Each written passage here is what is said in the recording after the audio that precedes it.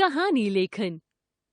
कहानी सुनने, पढ़ने और लिखने की एक लंबी परंपरा हर देश में रही है, क्योंकि ये मन को रमाती है और सबके लिए मनोरंजक होती है। बालक कहानी प्रिय होते हैं। बालकों का स्वभाव कहानियां सुनने और सुनाने का होता है, इसलिए बड़े चाव से बच्चे अच्छी कहानियां पढ़ते हैं।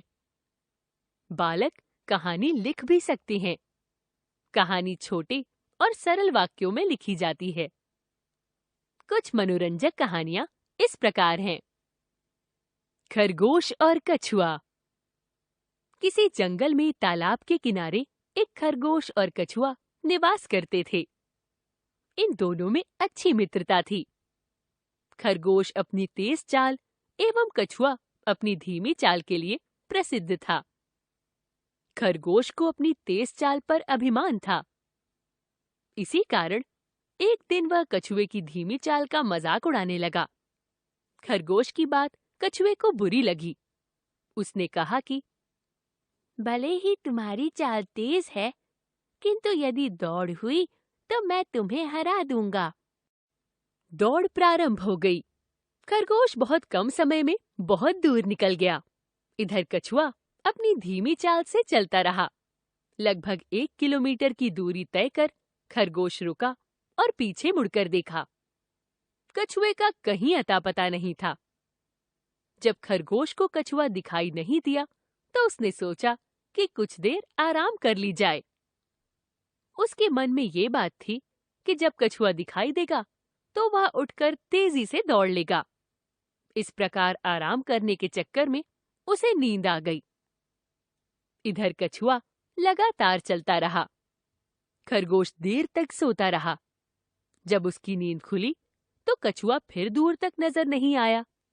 वह अचानक उठा एवं तेजी से मंजिल की ओर बढ़ने लगा, किंतु वहां पहुंचने पर उसके होश उड़ गए। ये क्या? कछुआ तो वहां पहले से ही मौजूद था। खरगोश हार चुका था। उस दिन से उसने कछुए का मजाक उड़ाना बंद कर दिया। सूर्य और वायु। एक दिन सूर्य और वायु में बहस हो गई। सूर्य कहने लगा कि मैं अधिक बलवान हूँ। वायु कहने लगी कि मैं अधिक बलवान हूँ। बहुत देर तक दोनों आपस में बहस करते रहे। अचानक सूर्य ने देखा कि रास्ते पर एक यात्री कंबल ओढ़े चला आ रहा है। सूर्य को एक उपाय सूझा। उसने वायु से कहा, जो इस यात्री के शरीर से कंबल उतरवा देगा, वही अधिक बलवान होगा। वायु ने उसकी चुनौती स्वीकार कर ली। वायु जोर जोर से चलने लगी। यात्री ने कंबल कसकर ओढ़ लिया। वायु और जोर से चली। यात्री ने और कसकर कंबल लपेट लिया। अब वायु ने बवंडर का रूप ले लिया।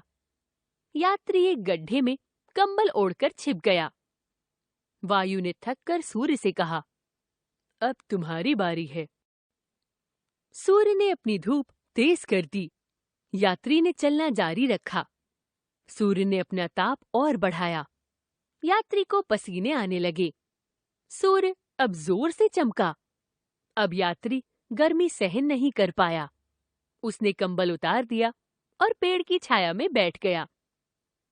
सूर्य ने वायु से पूछा, अब बताओ, कौन अधिक बलवान है? वायु ने हार स्वीकार कर ली।